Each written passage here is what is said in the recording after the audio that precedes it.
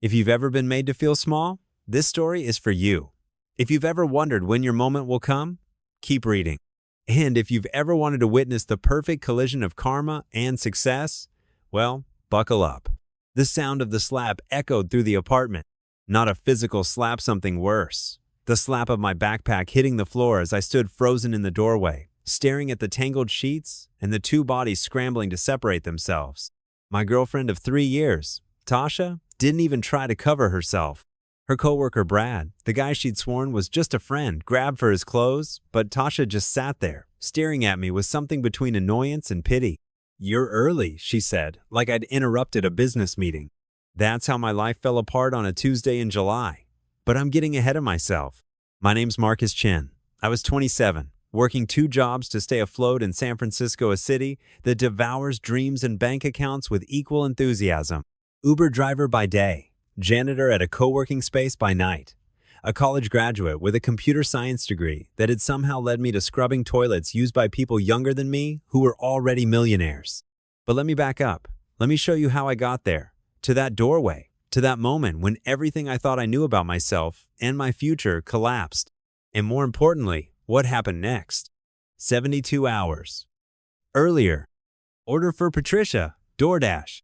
I called out, holding the bag of organic salads and kombucha in the sleek lobby of Horizon Ventures, a venture capital firm on the 32nd floor of one of those glass towers south of Market.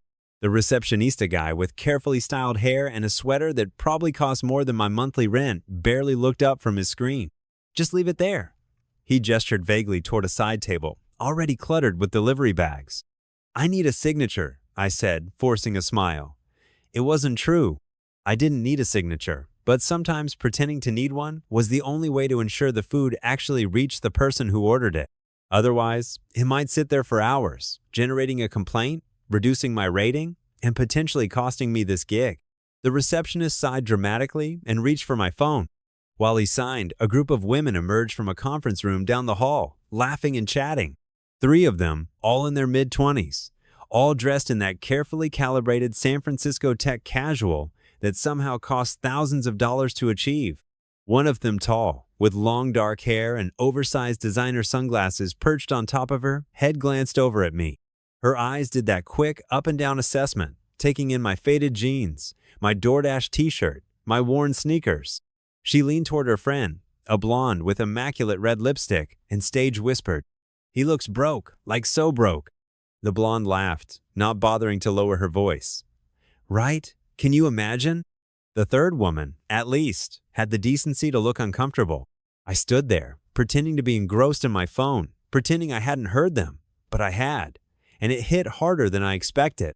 When you're already questioning every choice that led you to working 16-hour days just to make rent, hearing someone else confirm your fears cuts deep, especially when it's delivered with that casual cruelty of someone who's never had to wonder if their card would be declined at the grocery store. The receptionist handed back my phone. "There." I mumbled thanks and headed for the elevator, aware of the women's eyes on my back. As the doors closed, I caught a final glimpse of the dark-haired woman. She'd already forgotten about me, laughing at something on her friend's phone. To her, I was less than nothing. A momentary amusement, a cautionary tale in a delivery uniform. Back in my 2009 Civic with the dented passenger door, I sat for a moment with the air conditioning blasting lukewarm air into my face. The car's temperature gauge was edging toward the red zone, again another repair I couldn't afford. I checked my phone. 3 more deliveries before I could go home, shower, change, and head to my night job at Startup Hub, the co-working space where I cleaned bathrooms and emptied trash cans for the next generation of tech visionaries. The DoorDash app pinged. A new order, 5 miles away. I started the car and pulled into traffic, pushing the encounter out of my mind. I couldn't afford to dwell on it, literally. The evening shift at Startup Hub usually ran from 6 p.m. to midnight. 6 hours of vacuuming, dusting, and sanitizing the shared spaces where tomorrow's billionaires dreamed up their disruptive ideas. I didn't mind the work itself. It was physical but straightforward. No one bothered me. Most of the members were gone by 8 p.m., leaving only the true hustlers, the ones with something to prove or nowhere else to go. I'd gotten good at being invisible, moving around the edges of rooms, waiting for people to finish their conversations before cleaning their area. The perfect service worker, present when needed, invisible otherwise. Tonight, though, my supervisor Miguel caught me as I was changing into my uniform in the staff bathroom. "Hey, Marcus," he said, his voice lowered even though we were alone. "You can leave at 11 tonight if you want. We're overstaffed." I blinked. An hour early meant an extra hour of sleep, a luxury I hadn't experienced in months. "Thanks, Miguel. I appreciate it." He nodded, his eyes crinkling with understanding. Miguel had been doing this job for 15 years. He had 3 kids and a wife who worked as a nurse. We weren't friends, exactly, but there was a solidarity between us. He knew what it meant to work yourself to exhaustion just to stay in place. "You look tired, man," he said. "You still doing the driving thing too?" I nodded, pulling my blue uniform shirt over my head. "Gotta pay San Francisco rent somehow." "My cousin's company is hiring warehouse workers in Oakland," he offered. "Better pay, benefits after 3 months." I managed to smile. "Thanks, but I'm hoping to get back into tech soon." It was a lie we both recognized, the kind of lie you tell yourself to make it through another day. Sure, Miguel said, not pushing it. "Offer's there if you want it." As he left, I caught my reflection in the mirror. Dark circles under my eyes, hair overdue for a cut, the beginning of a stress breakout along my jawline. I looked older than 27. I looked broke. "He looks broke, like so broke." The woman's words echoed in my head again. I pushed them away and grabbed my cleaning cart. For the next 5 hours, I moved through the startup hub on autopilot, vacuuming meeting rooms, wiping down shared kitchen spaces, restocking bathroom. Most nights, I tuned out the conversations around me, but occasionally I'd catch fragments that would lodge in my brain. Series A closed at 12 million. User acquisition costs are down 20%. Considering an acqui-hire if they can't secure bridge funding. A foreign language that I understood perfectly but couldn't speak. I'd majored in computer science, graduated with honors from UC Davis. I'd had plans, ambitions. Then my mom got sick during my senior year. By the time she passed away, I'd missed recruiting season. Then the student loans came due. Then the economy hiccuped. Then excuses became habits, became life. At 10:45 p.m., I was cleaning the glass walls of conference room C when I overheard a conversation that made me pause. "The problem is task switching," a woman was saying. She was the only one left in the room, speaking emphatically to someone on her laptop. "Our research shows the average knowledge worker loses 90 minutes a day just transitioning between tools, Slack to Gmail to Asana to Google Docs, over and over." I slowed my movements, careful not to draw attention. "Yes, exactly," she continued. "We need a unified command center, one interface to rule them all." She laughed at her own joke. "The market's there, Connor. People are drowning in productivity tools that actually make them less productive." I'd had the same thought 1,000 times. Watching people at Startup Hub juggle dozens of tabs, constantly switching contexts, losing their flow. I'd even sketched out a solution once, back when I still believed I might build something of my own. The woman ended her call and began packing up her things. She glanced up, noticing me for the first time. "Sorry," she said, with the awkward politeness of someone who's just realized they've been treating you like furniture. "I'll get out of your way." "No problem," I replied automatically. "Take your time." She smiled, relieved I hadn't made it weird, and continued gathering her things. "Working late?" I nodded, gesturing to my uniform. "Till midnight, usually." "Brutal," she said, with what seemed like genuine sympathy. "I'm Zoe, by the way." "Marcus." She shouldered her backpack. "Well, Marcus, don't work too hard. The world will still be here tomorrow." After she left, I finished the glass wall, but her words kept replaying in my mind. Not her startup idea, though, that had resonated too, but her simple act of introducing herself, of seeing me. When my shift ended at 11, I felt strangely energized despite the exhaustion weighing down my limbs. The encounter with Zoe had been a small thing, but it had temporarily lifted the invisibility I'd been wearing like a second uniform. I changed back into my street clothes and headed for my car, thoughts of a hot shower and 6 hours of sleep before my morning driving shift propelling me forward. The drive home took 20 minutes. I lived in the outer Sunset, in a small 2-bedroom apartment I shared with Tasha. We'd met 3 years ago at a tech mixer where I'd still been pretending I belonged in that world. She was in marketing, ambitious and sharp, with a laugh that could make an entire room turn to look. She'd been the one to approach me, drawn by what she later called my quiet confidence. In reality, It had been social anxiety and 3 free beers, but I never corrected her. I'd been flattered that someone like her polished, connected, going places had chosen someone like me. For the first year, it had been good, great, even. We talked about our futures, made plans. She'd encouraged me to keep applying for dev jobs, even as rejection after rejection rolled in. But gradually, something had shifted. As her career at Tangerine Marketing took off, the gap between us widened. My temporary gigs became permanent. Her encouragement turned to concern, then to something like pity. We fought more, saw each other less. The only constant was the rent always due, always stretching us thin. Tonight, though, I was looking forward to seeing her. It had been days since we'd both been home at the same time, awake and not exhausted. Maybe we could talk, really talk, about where we were headed, about how to get back what we'd lost.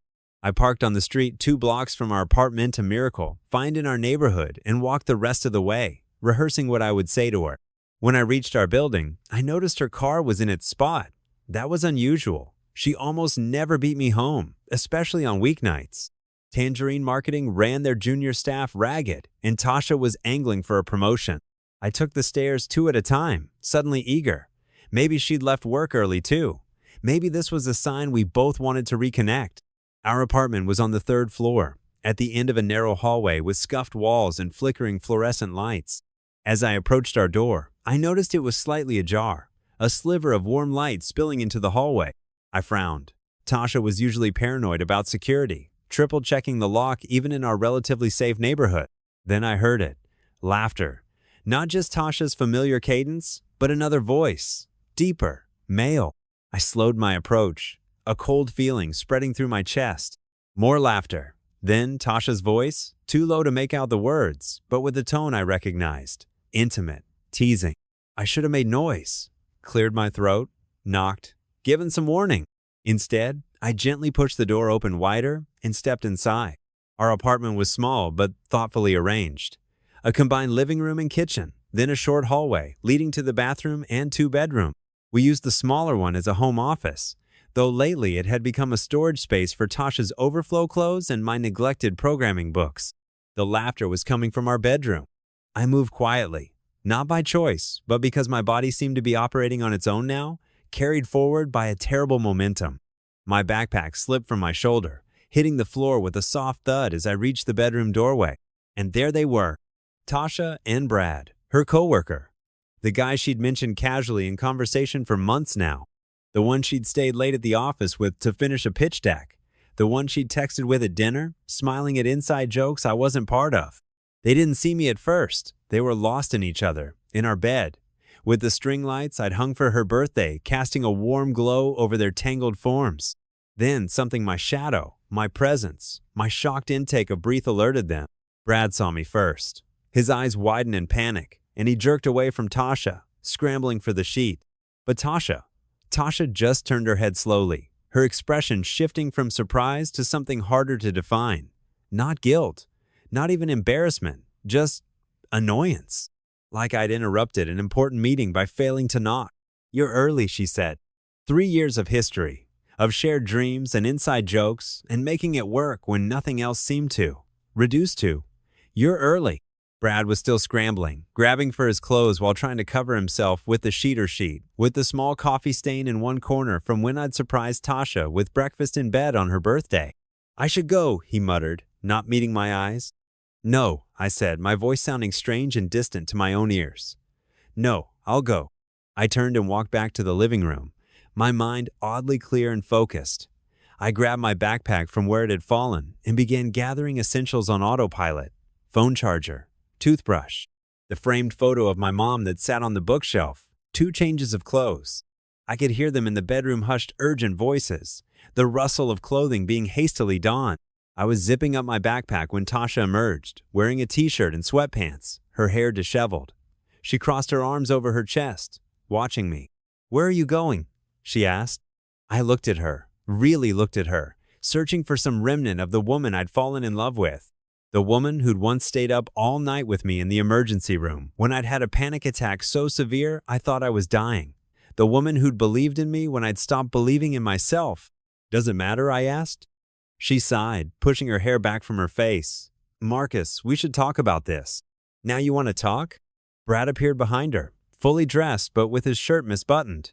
He had the decency to look ashamed, at least. I'll call you later, he murmured to Tasha, then slipped past me toward the door, careful to maintain maximum possible distance, as if I might lunge at him. I almost laughed at the absurdity of it, as if I had the energy for violence. When the front door closed behind him, Tasha's posture changed. The defensive crossed arms dropped. Her shoulders sagged slightly. I didn't want it to happen like this, she said. How exactly did you want it to happen? She moved to the couch and sat down, suddenly looking tired. I don't know. I've been trying to find the right time, the right way, for weeks. The right way to tell me you're fucking your coworker? She flinched at the crudeness, then rallied. The right way to tell you this isn't working anymore. Hasn't been for a long time. I stood there, backpack in hand, feeling strangely calm now. And that's the conclusion you came to? That cheating was the solution to our problems? It's not that simple. She looked up at me, her dark eyes swimming with tears that seemed to come from nowhere. Always able to cry on Quay talent I'd once found endearing during sad movies. It seems pretty simple from where I'm standing. She wiped at her eyes. You're a good guy, Marcus, but I need more. More. That word. So small but containing multitudes. More what? I asked, my voice barely a whisper. More. Everything. She gestured vaguely around our small apartment. Look at us, Marcus. You're cleaning toilets while everyone else is building the future. I can't keep pretending this is temporary. The calm I'd been feeling cracked just a little. So this is about money? No. Yes. I don't know. She stood up, pacing now.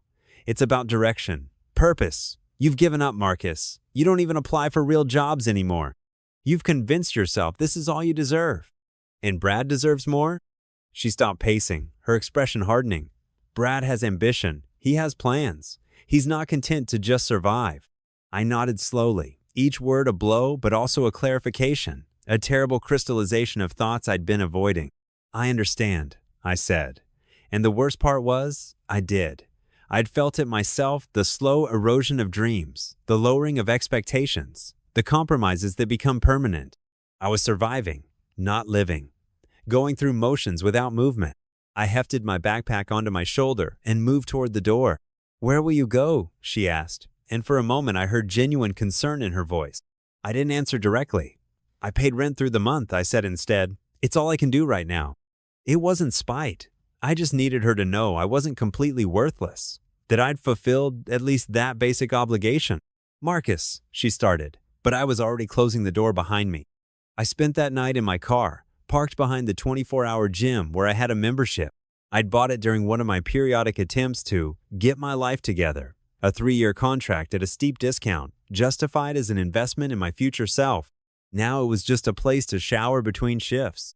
I reclined the driver's seat as far as it would go, which wasn't far in the Civic, and stared at the gym's neon sign reflected on my windshield. The red glow pulsed gently, like a heartbeat.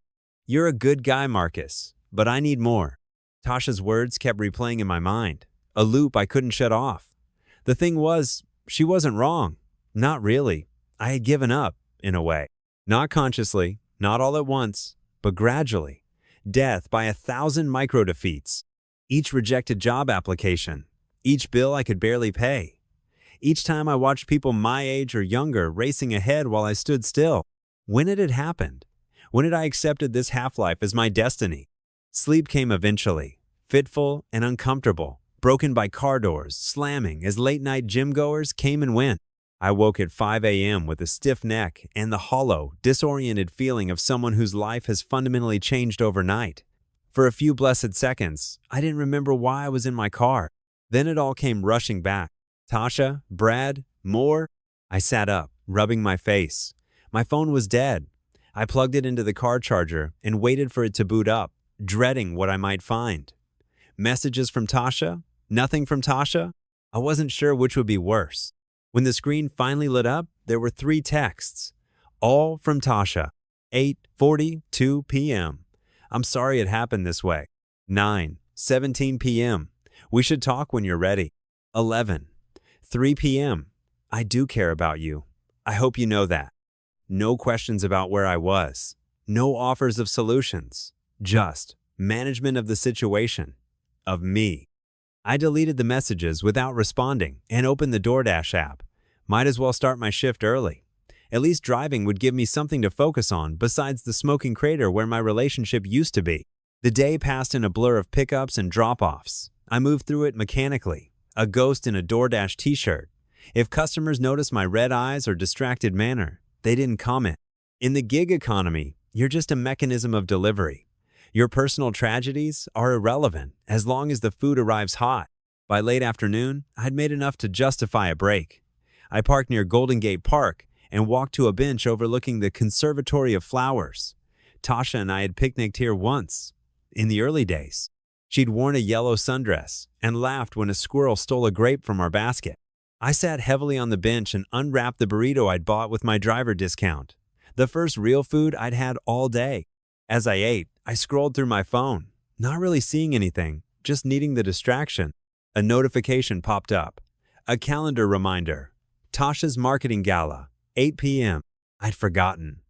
Tonight was the annual Tangerine Marketing Client Appreciation event. Tasha had been talking about it for weeks. She'd bought a new dress, asked me to rent a suit I couldn't afford. "It's important, Marcus," she'd said. "Everyone will be there. It's a chance to network." I'd agreed because it had seemed to matter to her, because I'd thought maybe this would be the event where I'd meet someone who'd see past my current circumstances to my potential. A magical connection that would bypass all the automated rejection emails and ghosted applications. Another fantasy, another delusion. I deleted the calendar reminder and finished my burrito in silence. By the time I arrived at Startup Hub for my evening shift, the hollow feeling had been replaced by something else. A strange, detached clarity, as if the shock had burned away a fog I hadn't known was there. I changed into my uniform and grabbed my cleaning cart, nodding to Miguel as we passed in the hallway. "You look like shit," he said bluntly. "Thanks." He studied me for a moment. "Everything okay?"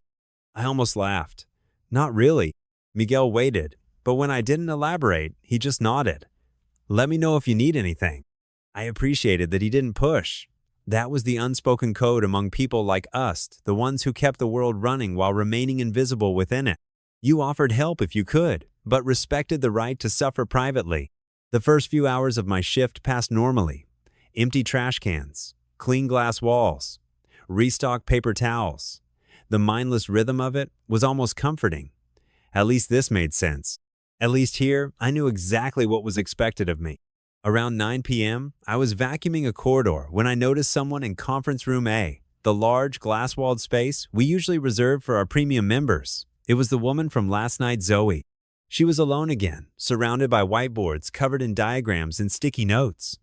Her laptop was open, but she was staring at one of the whiteboards, tapping a marker against her chin. I continued vacuuming, careful not to disturb her, but she glanced up and saw me. She smiled and gave a small wave. I nodded in acknowledgement and was about to move on when she stood up and walked to the glass door. "Marcus, right?" she called. I was surprised she remembered my name. "Yeah. Can I ask you something?" I turned off the vacuum. "Sure." She gestured to the whiteboard behind her. "You work here every night, right? You see all these founders and developers coming through?" I nodded, unsure where this was going. "What's the most common thing you see them struggling with? Like the thing that seems to slow them down the most?" It was such an unexpected question that I actually had to think about it. No one had ever asked for my observations before. "Task switching," I said finally, echoing what I'd overheard her say last night. "They're constantly jumping between different tools and losing their flow." Her eyes lit up. "Yes, exactly. And what else?" I hesitated, then decided I had nothing to lose.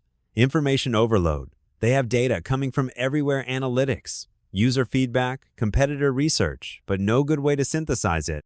So they end up making decisions based on whatever's loudest or most recent, not what's most important.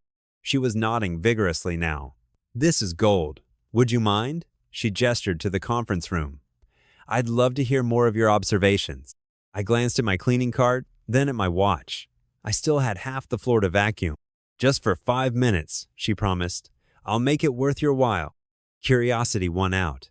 I parked my cart against the wall and followed her into the conference room. Up close, I could see that the whiteboards were covered with user journey maps, system architecture, diagrams, and lists of pain points. It looked like the early stages of a product design. "I'm Zoe, by the way," she said, though we'd already introduced ourselves last night. "Zoe Winters." "Marcus Chen." She gestured to a chair. "So, you've been working here, how long?" "About 18 months. "And before that?" I shifted uncomfortably. "Various things." She didn't push. "What I'm working on," she said, gesturing to the whiteboards, "is a unified command center for knowledge workers. One interface to rule them all." She smiled at the repeated joke. "But I need to understand the pain points better, not just my own, but what's universal." For the next 20 minutes, well beyond the promised 5, I found myself describing all the patterns I'd observed while being invisible. The productivity theater I witnessed daily. The tools that were supposed to save time but actually created more work. The hours wasted on context switching. Zoe took notes rapidly, occasionally asking clarifying questions or pushing for more details. She was a good, listener-focused, engaged, treating each observation as valuable data rather than mere anecdote. "This is incredible," she said when I finally glanced at my watch and realized how much time had passed. "You've just saved me weeks of user research." I stood up, suddenly uncomfortable with the attention. I should get back to work. I still have a lot to do before midnight. "Of course." She reached into her pocket and pulled out a business card. "But take this. I'd love to continue this conversation sometime, maybe over coffee." I accepted the card automatically. It was simple and elegant. Zoe Winters, product designer, with her contact information below. "Thanks," I said, tucking it into my pocket. "But I'm pretty busy." She looked at me thoughtfully. "Everyone's busy, Marcus. The question is what you make time for." I nodded noncommittally and headed back to my cleaning cart, her words echoing in my head as I resumed vacuuming. The question is what you make time for. I finished my shift at midnight and drove back to the 24-hour gym. Another night in my car seemed unbearable, but I had few options. Friends in San Francisco? None close enough to crash with indefinitely. Family? My mom was gone, and my dad had moved back to Taiwan after the divorce when I was 12. We exchanged obligatory holiday emails, nothing more. I could find a cheap motel, but that would quickly drain what little savings I had. And the truth was, I was still in shock, still processing. Making decisions about next steps felt impossible. So another night in the car it was. I reclined the seat and closed my eyes, exhaustion pulling me towards sleep despite the discomfort. My phone buzzed. Another text from Tasha. 1:14 a.m. "Brad's staying with me for a while. You should come get the rest of your things soon." I stared at the message, a strange numbness spreading through me. I couldn't even summon anger anymore, just a dull ache and a sense of unreality. Was this really my life? Sleeping in my car while my girlfriend of 3 years moved her lover into our apartment less than 24 hours after I'd discovered them together? I turned off my phone without responding and closed my eyes again, willing sleep to come and temporarily erase everything. The next morning, I woke at dawn with a stiff back and a hollow stomach. After a quick shower at the gym, I checked my DoorDash app for the day's first delivery opportunities. I needed money more than ever now. I couldn't afford to wallow. As I waited for orders to come in, I found myself pulling out the business card Zoe had given me the night before. Zoe Winters, product designer. I ran my thumb over the embossed lettering, remembering her interest in my observations, the way she'd actually listened. It had been a long time since I'd felt seen that way, valued for my thoughts rather than just my labor. I tucked the card back into my wallet. It was a nice moment, nothing more. People like Zoe, talented, focused, going somewhere, didn't actually want to have coffee with the janitor. She'd been mining me for user research, which was fine. At least she'd been honest about it. My phone pinged with an order notification. Time to get moving. I spent the morning delivering breakfast orders across the city, the routine almost comforting in its mindlessness. Pick up food, navigate traffic, find parking, deliver food, repeat. No room for thoughts of Tasha or homeless anxiety or what-ifs. Around noon, I took a break in a small park downtown, eating a sandwich I'd bought at a corner store. As I ate, I scrolled through rental listings on my phone, the reality of my situation finally sinking in. I needed a place to live, and fast. The options were depressing. Even the smallest studios were far beyond what I could afford on my own. Rooms in shared houses were slightly more reasonable, but required first and last month's rent plus security deposit money I didn't have. I was contemplating whether I could live in my car indefinitely when a shadow fell across my phone screen. I looked up to see a familiar figure. Marcus? I thought that was you. It was the woman from the food delivery, the one with the designer sunglasses who'd called me broke. She was wearing different sunglasses today, but the same dismissive expression. I stared at her, momentarily speechless. What were the odds? You're the DoorDash guy, right? She continued, apparently not noticing my discomfort. From Horizon Ventures? I nodded slowly. That's me. She settled onto the bench beside me without asking, crossing her legs and adjusting her expensive-looking blazer. I knew I recognized you. I have a great memory for faces. She extended her hand. I'm Alexis Moore, by the way, head of client relations at Tangerine Marketing. I shook her hand automatically, still processing this bizarre encounter. Tangerine Marketing, Tasha's company. The universe really was having a laugh at my expense. Marcus Chin, I replied. So, she said, glancing at my phone screen, which was still open to apartment listings. Looking for a new place? I locked my phone quickly. Just browsing. She nodded, clearly not very interested in my answer. Listen, the reason I stopped is because we order from your service all the time at Tangerine, and frankly, it's been a disaster lately. Cold food, wrong orders, you name it. I stared at her. I just deliver the food. I don't make it. Of course, but you're part of the system, right? Customer feedback and all that. She waved her hand dismissively. Anyway, I mentioned it to your colleague yesterday, Tasha Chen. She said you might be able to help get our corporate account prioritized or something. The sandwich turned to ash in my mouth. Tasha had mentioned me? Was she using my name to solve her office's food delivery problems while moving her lover into our apartment? Tasha's not my colleague, I said quietly. Alexis frowned. No? She said you two were together, that you worked for DoorDash. We were together. As of yesterday, we're not. Oh. For the first time, she seemed to actually look at Meadow register the dark circles under my eyes, my rumpled clothes, the car keys next to my half-eaten sandwich. I'm sorry to hear that. I shrugged. Life happens. An awkward silence fell. Alexis checked her watch, clearly regretting having initiated this conversation. Well, I should get going. Meeting in 15 minutes. Good luck with your food delivery issues, I said, unable to keep a slight edge from my voice.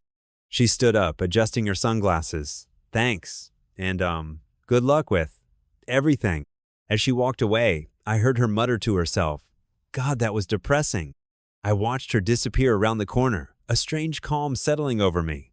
There was something clarifying about the encounter, about seeing so nakedly the way someone like Alexis Moore viewed someone like me as a service provider, a means to an end, a cautionary tale to mutter about. I finished my sandwich methodically, brushed the crumbs from my jeans, and made a decision. I couldn't keep living like this. Something had to change. That afternoon, between delivery runs, I stopped at Tasha's apartment during a time I knew she'd be at work. I used my key to let myself in, half expecting to find Brad there, but the place was empty. Everything looked the same, yet somehow completely different. The familiar furniture, the prints we'd chosen together for the walls, the mismatched dish towels in the kitchen, all of it now felt like a museum exhibit of a life I'd once lived. I moved quickly, gathering essential belongings I hadn't taken in my hasty exit. Clothes, my laptop, the external hard drive with all my photos and documents, my computer science textbooks that I'd kept out of some misguided hope they'd still be useful someday. As I packed, I noticed small changes. Brad's jacket hanging on the coat rack, a different brand of coffee in the kitchen, my toothbrush no longer in the bathroom. Not even 48 hours, and already I was being erased. In the bedroom, I found a box had been started. Marcus's stuff, written on the side in Tasha's neat handwriting. Inside were random items she decided were mine. A coffee mug, some tech magazines, a sweatshirt I'd thought I'd lost months ago. I added the box's contents to my bags and was about to leave when I noticed my old notebooks on the bookshelf. I grabbed them, tooth of years of ideas, sketches, and code fragments that had once represented my dreams of building something of my own. On my way out, I left my key on the kitchen counter. No note, no last words, just the final severance of a connection. Back in my car, I felt lighter somehow, as if leaving the physical space had helped me leave the relationship too. I checked the time, 3:30 p.m. Still a few hours before my shift at Startup Hub. I needed to use that time productively, to figure out next steps. I drove to the public library downtown, found a quiet corner, and opened my laptop. First priority, finding a place to stay. I couldn't keep sleeping in my car indefinitely. After an hour of searching housing listings, I'd found exactly 0 viable options. Everything was too expensive or required a rental history and credit check I wouldn't pass. I was beginning to understand why so many people in San Francisco ended up living in their vehicles. Out of desperation, I posted a message in a Bay Area housing group, 27M professional seeking room or couch to rent ASAP. Clean, quiet, employed, can pay up to $800 month. Emergency situation. I wasn't optimistic, but it was worth a try. While I waited to see if anyone would respond, I found myself opening one of the old notebooks I'd retrieved from the apartment. This one was from about 2 years ago, when I'd still been actively applying for dev jobs and coding in my spare time. I flipped through pages of notes on algorithm problems, sketches of user interfaces, and ideas for apps that could solve everyday problems. One series of pages caught my attention: detailed notes on a productivity tool idea that was remarkably similar to what Zoe had been describing the night before. I'd called it Command Center in my notes. A unified interface that would pull in data from all the various tools, knowledge workers, used email, task managers, calendars, docs, messaging apps, and create a single, intelligent workspace that minimized context switching and maximized flow state. I'd even built a rough prototype back then, before life and rejection and exhaustion had gotten in the way. On impulse, I pulled out my phone and the business card Zoe had given me. Before I could talk myself out of it, I sent her a text. "Hi Zoe, this is Marcus from Startup Hub. If your coffee offer is still open, I'd like to take you up on it. I have some ideas about your project that might be useful." I hit send before I could change my mind, then immediately regretted it. Who was I to think my ideas would be valuable to someone like her? She was probably just being nice, humoring the janitor. I closed the notebook and checked my housing post. No responses yet. Not surprising. I was about to pack up and head to Startup Hub early when my phone buzzed with a text. It was Zoe. "Marcus? Yes, definitely still interested. How about tomorrow morning, 9 a.m., at Ritual Coffee on Valencia? Looking forward to hearing your ideas." I stared at the message, surprised by the enthusiastic response. Maybe she was just being polite, but what did I have to lose? "See you there," I replied. That night at Startup Hub, I worked with a strange new energy. The complete collapse of my personal life had, paradoxically, created a kind of freedom. With nothing left to lose, possibilities I hadn't considered before suddenly seemed worth exploring. As I cleaned, I found myself paying even more attention to how people were working the tools they used, the frustrations they expressed, the workarounds they developed for common problems. All potential data points for the Command Center idea. Around 10 p.m., as I was wiping down the kitchen area, I overheard a conversation between 2 developers hunched over laptops at a nearby table. "I swear, I've spent more time toggling between apps today than actually coding," one of them said, rubbing her eyes. "Tell me about it," her companion replied. "I counted I have 14 tabs open right now, and that's after I closed all the unnecessary ones." "There has to be a better way to work," the first one said. "I've tried every productivity system out there, and I still feel like I'm drowning in information." I slowed my movements, listening intently as they continued to describe exactly the pain points my Command Center idea had been designed to address. The market was there. The need was real. People were actively searching for a solution. For the first time in a long time, I felt a flicker of genuine excitement. Maybe my meeting with Zoe tomorrow wasn't just a coffee chat. Maybe it could be the beginning of something. The rest of my shift passed quickly, my mind racing with ideas and possibilities. When midnight came, I almost didn't want to leave.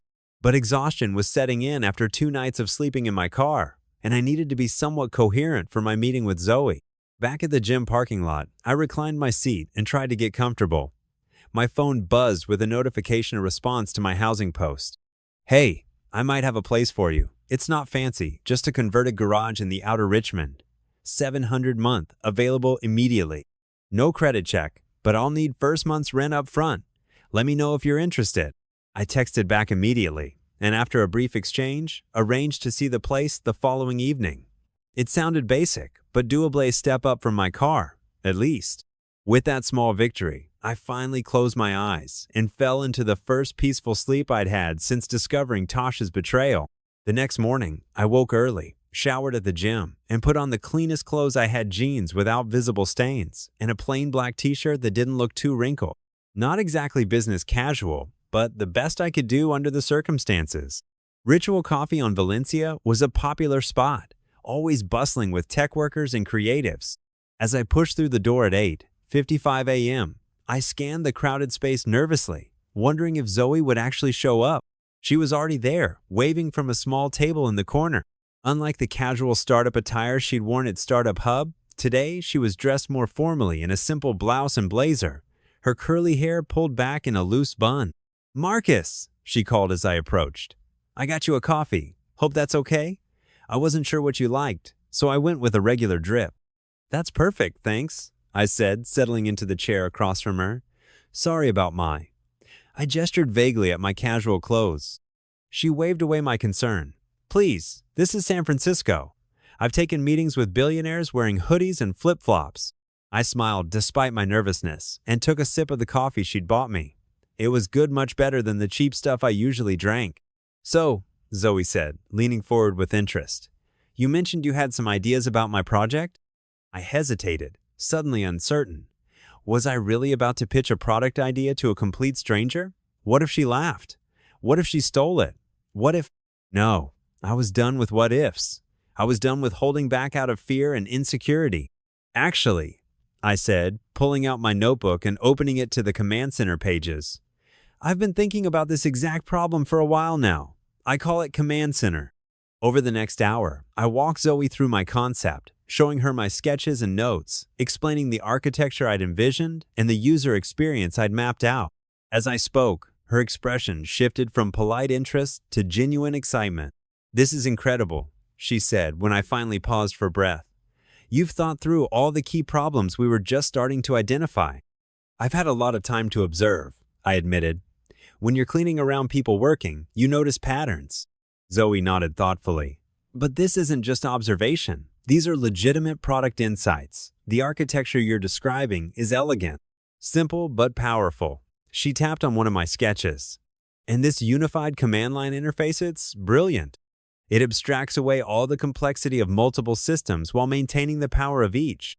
I felt a flush of pride at her praise. It had been so long since anyone had validated my ideas this way. "Can I ask you something?" Zoe said, closing my notebook and sliding it back to me. "Why are you working as a janitor? You clearly have technical skills and product vision." The question caught me off guard. I'd been so focused on the idea itself, I hadn't prepared to discuss my personal circumstances. "It's complicated," I said finally. "I have a computer science degree from UC Davis. I had plans to go into software development, but life happened. My mom got sick my senior year. By the time she passed away, I'd missed recruiting season. Then the bills started piling up. One temporary job led to another, and eventually, temporary became permanent."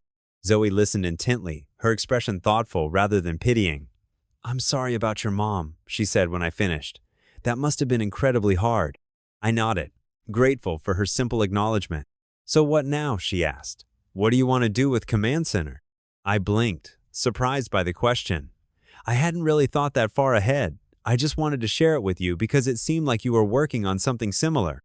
"We are," she confirmed. "My team has been developing a productivity platform for the past 6 months. But honestly, your vision is clearer and more comprehensive than what we've come up with so far." She leaned forward. "Would you consider coming on board as a consultant? Help us refine our approach based on your command center concept?" I stared at her. Sure, I'd misheard. "You want me to consult? For your company?" "Yes, paid of course." She named a figure that was more than I made in 2 weeks of combined driving and cleaning. "Just to start. We can negotiate something more formal if it's a good fit." But I gestured at myself, at my worn clothes, an obvious lack of recent professional experience. "You don't even know me." "I know enough," Zoe said firmly. "I know you're observant, analytical, and you understand user needs at a deep level. That's rare, Marcus. That's valuable." I sat back, overwhelmed by the unexpected turn the conversation had taken. I don't know what to say. "Say yes," she smiled, "or at least think about it. Here's my card again. This one has my direct number." She slid another business card across the table. "Call me when you've decided. No pressure, but also no bullshit. I think you could be exactly what our project needs." We chatted for a few more minutes about logistics and next steps before Zoe had to leave for another meeting. As she gathered her things, she paused, looking at me thoughtfully. "One more thing," she said. "If you do decide to join us, even as a consultant, you might want to consider scaling back your other commitments. The kind of work we do requires focus and energy." I nodded, understanding her meaning. The cleaning job, the driving, the visible marks of my current station in life. "I'll think about it," I promised. After she left, I sat at the table for a long time, turning her card over and over in my fingers. It felt like standing at a crossroads. One path continued the trajectory I'd been on, the gradual erosion of dreams, the survival without thriving. The other was uncertain, but pointed towards something I thought was no longer possible. The choice seemed obvious, and yet I hesitated, held back by years of lowered expectations and defensive self-protection. It was safer to want nothing than to want something and fail to get it. My phone buzzed with a notification from the DoorDash app, a delivery request nearby. The familiar pull of immediate needs versus long-term possibilities. I declined the request. Then I opened my banking app and checked my balance. Between my last paychecks and delivery earnings, I had just enough to pay the first month's rent on the garage apartment I was seeing that evening. It would leave me with very little cushion, but it would get me out of my car. If I took Zoe's consulting offer, I could keep my night job at Startup Hub for stability while beginning to transition towards something more aligned with my skills and goals. It wasn't a perfect solution, but it was a start. For the first time in days, maybe longer, I felt something like hope. The garage apartment was exactly as advertised at Basic, slightly damp, with a makeshift kitchen and a bathroom, smaller than some closets I'd seen. But it was clean, private, and available immediately. The landlord, a middle-aged man named Ray who lived in the main house, seemed decent enough. "It's not the Ritz," he said as he showed me around the small space, "but it's safe and the neighborhood's good. Walking distance to Golden Gate Park." "I'll take it," I said, not needing to think it over. Anything was better than another night in my car. I handed over the first month's rent in cash, and Ray gave me the keys. "Make yourself at home," he said. "Laundry's in the main house basement. You're welcome to use it Tuesday and Thursday evenings." After he left, I sat on the twin bed that came with the place and looked around at my new home. Concrete floors, one small window high on the wall, a hot plate instead of a proper stove. But it was mine, at least for now, a place to regroup and plan my next steps. I unpacked my few belongings, making a mental note to retrieve the rest of my stuff from Tasha's place soon. Then I pulled out my phone and called Zoe. "Marcus," she answered on the second ring. That was fast. "I'm in," I said simply. "The consulting gig. I want to do it." "That's fantastic." I could hear the genuine pleasure in her voice. "Can you come by our office tomorrow morning, around 10? I'll introduce you to the team and we can get the paperwork started." "I'll be there," I promised, writing down the address she gave me. After we hung up, I called Miguel at Startup Hub. "Hey, it's Marcus. I know this is last minute, but is there any chance someone could cover my shift tonight? Some personal stuff has come up." I hated calling out, especially with so little notice, but I needed one night to get settled in my new place and prepare for tomorrow's meeting. Miguel was quiet for a moment. "Everything okay, man? You've been off this week." "Just going through some changes," I said vaguely. "I'll be back tomorrow night." "All right," he said finally. "I can cover for you tonight, but don't make a habit of it, okay? Good workers are hard to find." "Thanks, Miguel. I appreciate it." With that taken care of, I made a quick trip to a nearby discount store for some essential sheets for the bed, a towel, basic toiletries, and a few groceries. By the time I returned to the garage apartment, evening was falling. I sat on my bed, eating a sandwich and reviewing my command center notes, refining and expanding the concept based on my conversation with Zoe. The more I worked on it, the more excited I became. This wasn't just a vague idea anymore, it was potentially the beginning of something real. Around 9 p.m., my phone rang. Tasha. I stared at her name on the screen, my finger hovering over the decline button. But some masochistic curiosity made me answer. "Hello?" "Marcus." Her voice was soft, tentative. I wasn't sure you'd pick up." "What do you want, Tasha?" She sighed. I wanted to check if you're okay. You haven't responded to any of my texts."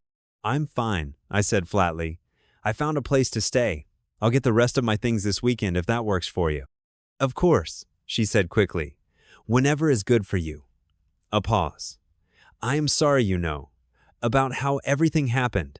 But not about what happened, I noted. No, she admitted. Brad and it's been building for a while. I should have been honest with you sooner. I closed my eyes, surprised by how little her confirmation hurt now. Just 3 days ago, it had felt like my world was ending. Now it felt like a necessary severance, a painful but clean break. Is that all? I asked. I guess so, she said, her voice smaller now. Take care of yourself, Marcus. You too, I replied automatically, then added, Actually, Tasha, one more thing. Yes? Thank you. For what?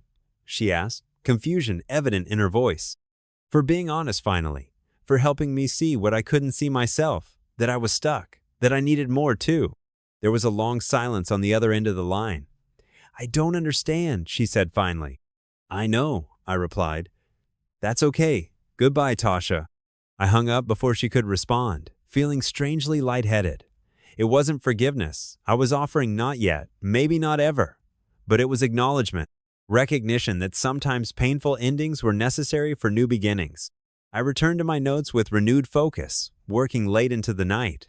When I finally lay down to sleep on a real bed, not a reclined car seat, I felt a sense of possibility I hadn't experienced in years. Tomorrow would be day one of whatever came next. I arrived at Zoe's office the next morning, 15 minutes early. Dressed in my best available outfit, dark jeans, and a button-down shirt I'd ironed using the hot plate in my garage apartment. Not ideal, but presentable enough. The address she'd given me led to a converted warehouse in Soma, the kind of space that housed dozens of startups in various stages of development. The lobby directory listed Nexus Labs on the 3rd floor with a small infinity symbol as its logo. The elevator opened directly into a bright, open workspace. Exposed brick walls, large windows, clusters of desks and whiteboards, and about a dozen people working intently at their stations. A typical San Francisco startup scene, but somehow it felt different being here as a potential collaborator rather than a service provider. Marcus! Zoe spotted me from across the room and walked over to greet me. Today, she wore jeans and a simple blouse, her curly hair loose around her shoulders. Right on time. Welcome to Nexus Labs. Thanks for having me, I said, trying to sound more confident than I felt. She smiled. Before we dive in, let me give you a quick tour and introduce you to the team.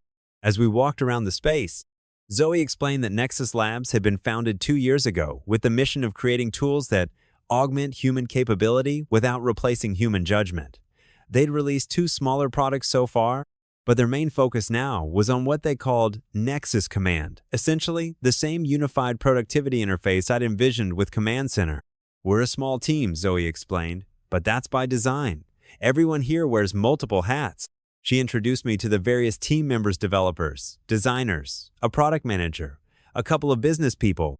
Everyone was friendly and welcoming, though I noticed a few curious glances at my somewhat worn appearance. Finally, Zoe led me to a small conference room where a tall, bearded man in his early 40s was reviewing something on a tablet. Devin, this is Marcus Chin, the consultant I told you about, Zoe said. Marcus, this is Devin Carter, our founder and CEO. I froze. Devin Carter. The name was familiar, but I couldn't immediately place it. Then he looked up, and I recognized him, one of my regular DoorDash customers. I delivered lunch to his previous office at least a dozen times over the past year. He studied me for a moment, then his eyes widened in recognition. You're the delivery guy, the one who figured out our building security system that time. I nodded, unsure whether this connection would help or hurt my chances. That's me. To my surprise, Devin broke into a wide smile and extended his hand. Well, this is unexpected. Zoe told me she'd found someone with an interesting perspective on our command center concept, but she didn't mention where. I also work nights as a janitor at Startup Hub, I admitted. That's where Zoe and I met. Devin's eyebrows rose, but his expression remained open and curious rather than judgmental. Interesting. And somehow, between delivering food and cleaning offices, you developed a comprehensive vision for a unified productivity interface? I tensed, hearing potential skepticism in his question. But Zoe jumped in before I could respond. Wait until you see his notes, Devin. They're incredible. Marcus has essentially mapped out the entire architecture we've been struggling with, but with some key insights we hadn't considered. Devin gestured for us to sit, I'm intrigued. Show me what you've got, Marcus. For the next hour, I walked through my command center concept again, this time in even more detail. I showed them my sketches, explained the underlying data model, and described the user experience I envisioned. As I spoke, Devin asked sharp, insightful questions that pushed me to clarify and expand my thinking. By the end, he was nodding thoughtfully. This is solid work, very solid, and remarkably aligned with where we're trying to go with Nexus Command. He turned to Zoe. You were right to bring him in. So, Zoe said, looking at me expectantly. Are you ready to dive in? We'd start you as a consultant, 3 days a week, with the understanding that this could potentially evolve into something more permanent if it's a good fit for everyone. I felt a flutter of anxiety. I should mention that I don't have much recent professional experience. My degree is in computer science, but it's been a while since I've worked in a technical role. Devin waved this concern away. Skills can be refreshed, knowledge gaps can be filled. What's harder to teach is insight and vision, which you clearly have. He studied me for a moment. Besides, I like people who solve problems, even small ones. The phrase echoed through my mind, triggering a sense of déjà vu. How many times had I imagined a moment like this? A chance to prove myself, to showcase my ideas, to be valued for my mind rather than just my labor? When can you start? Devin asked.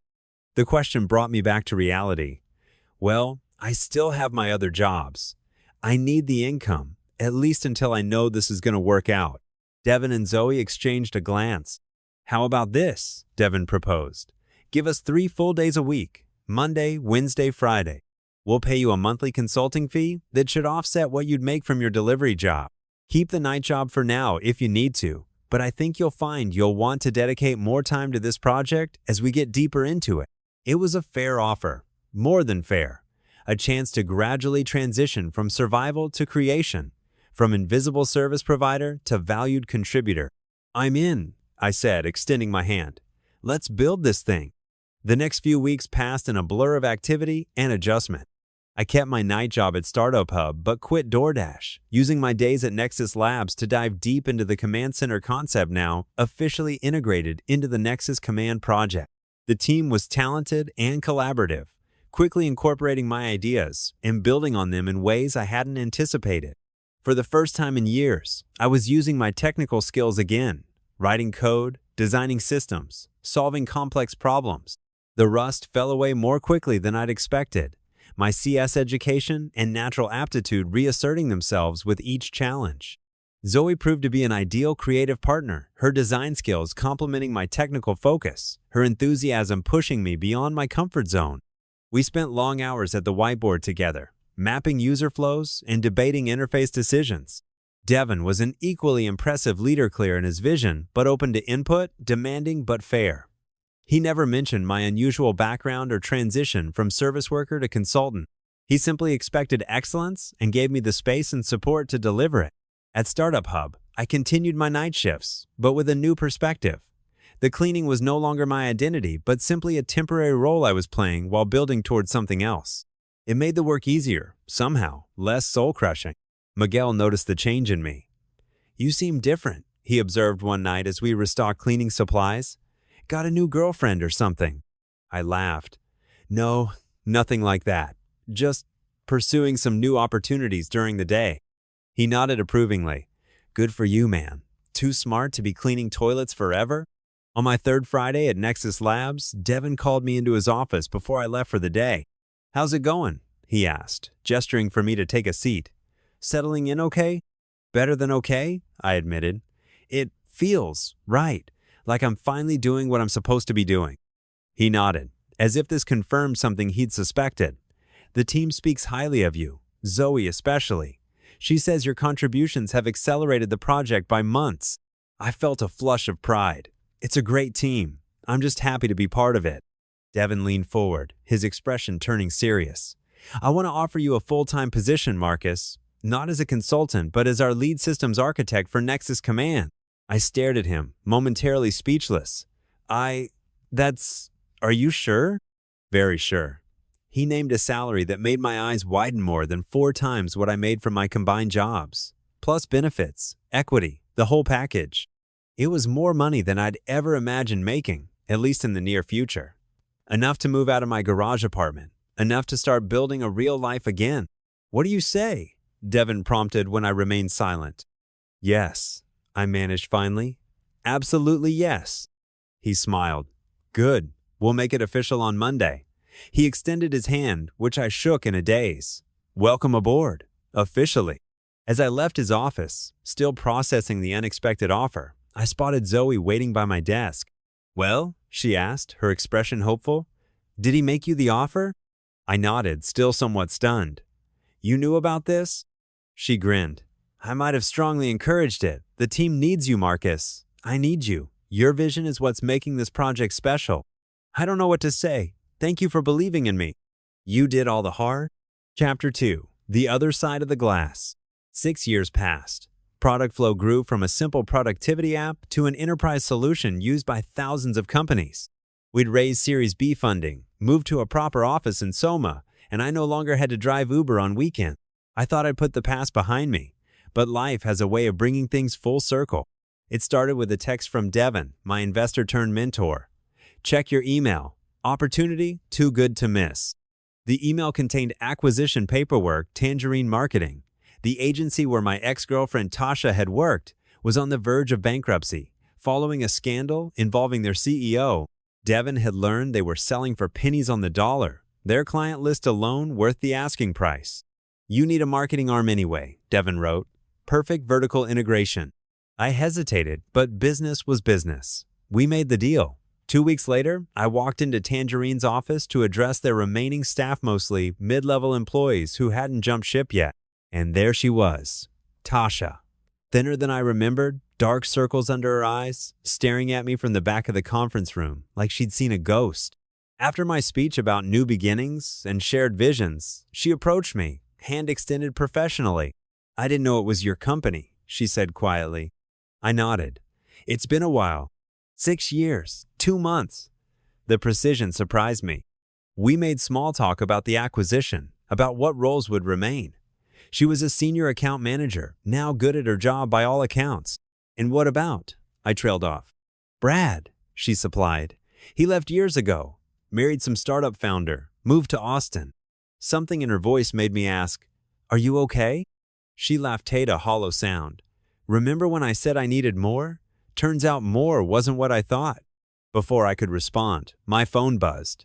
A text from my fiancée, Zoe. Don't forget dinner with my parents tonight. 7 p.m. Zoe had been my first Hyria brilliant developer who'd believed in Product Flow when it was just a scrappy demo. She'd never once made me feel small, even when I told her about my past. I have to go, I told Tasha. We'll talk more about the transition tomorrow. As I turned to leave, she said, I was wrong about you, Marcus. Her voice cracked slightly, and I've paid for it every day since. I nodded, unsure what to say. Part of me wanted to feel vindicated, but it just felt hollow. Success wasn't about proving people wrong, it was about proving yourself right. The next morning, I arrived early to find someone sleeping on the couch in Tangerine's reception area. It was Alexis, the woman who'd once called me broke, who'd later interviewed at my company. She startled awake when I entered. I'm sorry, she stammered, gathering her things. I don't usually. Why are you sleeping here? I asked. Her story came out in fragments. A series of personal, disastersome medical emergency that drained her savings, an eviction, a car repossession. She'd been couch surfing for months and occasionally sleeping at the office when she had nowhere else to go. I'm still good at my job, she insisted, smoothing her rumpled but expensive-looking clothes. Nobody knows. I should have felt satisfied. The woman who'd once mocked my poverty was now experiencing it herself. But all I saw was someone desperately trying to maintain dignity, something I remembered all too well. I didn't recognize you, I said finally. When you walked into my office years ago, not at first. She looked down. But I recognized you the moment I saw your name. I've thought about that day 1,000 times. I nodded, then made a decision. We're restructuring the marketing department. We need someone who understands both sides of the glass, success and struggle. What does that mean? She asked. It means I'm offering you a position, not because I pity you, but because people who've hit bottom and survived have a perspective others don't. Her eyes widened. After how I treated you? After everything? It's not about forgiveness, I said honestly. It's about recognizing value in unexpected places. That afternoon, I called an all-hands meeting to announce the restructuring. I could feel Tasha watching me from across the room as I outlined the new department. And finally, I concluded, our new director of client experience will be Alexis Moore. Gasps filled the room, no one more shocked than Alexis herself. Tasha approached me afterwards, her expression unreadable. "She's the one who made fun of you that day," she said. "I remember because she told me about it later, bragged about it." "I know," I replied. "Then why?" I thought for a moment. "Because I'm not the same person who delivered food to this building and went home to find his girlfriend cheating. And she's not the same person who laughed at a stranger." Tasha nodded slowly. "And what about me? Am I still the villain in your story?" The question caught me off guard. "There are no villains," I said finally. "Just people making choices, some better than others." 6 months later, Product Flow Marketing, formerly Tangerine, was thriving. Alexis had proven herself remarkably capable, her experience on both sides of fortune giving her a unique empathy with clients. Tasha had moved to our product development team, where her understanding of client needs was invaluable. We weren't friends, but we'd found a professional respect that felt like healing. On the anniversary of the acquisition, I hosted a company dinner. Looking around the table, I saw the strange tapestry life had woven: the investor who believed in me, the woman who once broke my heart, the colleague who'd once mocked me, and the partner who'd loved me before success made me worthy. To second chances, I toasted, raising my glass. "And to recognition," Alexis added quietly, "because in the end, that's what had changed everything, not just being recognized by others, but recognizing ourselves, even in our most broken moments." I caught Zoe's eye across the table and smiled. She knew the whole story, all the small humiliations and victories that had led us here. Tonight, we would go home to our apartment with the view I once only saw while delivering other people's food, and I would feel not triumph, but gratitude for the broken heart that forced me to change, for the mockery that made me determined, and for the strange poetry of a life where nothing and no one is beyond redemption.